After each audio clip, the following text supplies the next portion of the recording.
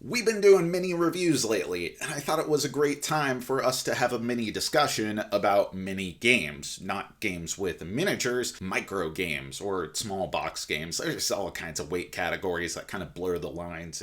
Bottom line, we're talking about Desperate Oasis, and my own complicated feelings on just small box games. Stop me if you've heard this one before. This is a small box game where you are taking turns playing cards where numerically you're attempting to maintain control of those particular areas, and then you finish out the round, get some points, and then do it again a couple times. If that sounds familiar, you might be thinking of other games, including some that we've covered on the channel, from Battle Line to Katmai to For the Emperor, which just came out. That said, Desperate Oasis manages to set itself apart by just having such a fantastic aesthetic that feels foreign in the world of board games, and not just in the small box format, but the tritone color and kind of the 50s New Yorker cartoon aesthetic really go to service, just giving this a sort of timeless feel,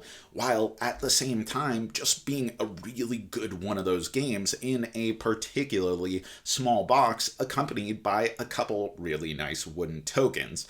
As a game itself, there are some interesting snags that it adds to this formula, where while you're playing out to your line of Oases that have the opportunity to pull some points at the end of the round by having the biggest set of cards, every type of animal that you're playing has its own unique power, and furthermore, you can attract animals across certain Oases.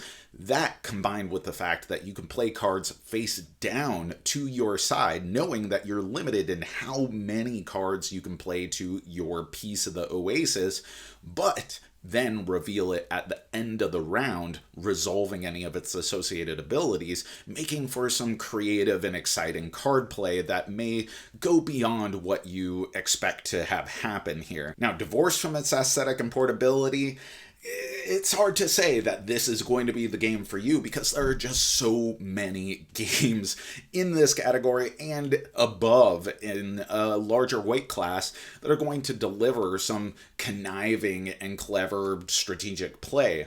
But with the portability, with the aesthetic, you're not going to find much else that sets itself apart in such a way as Desperate Oasis. And that's our review, but let me know, what are your favorite small box games? Put it in the comments below, and as always, thanks for watching, thanks for supporting, thanks for being such an awesome community. You know that I've been Jack for the Cardboard Herald.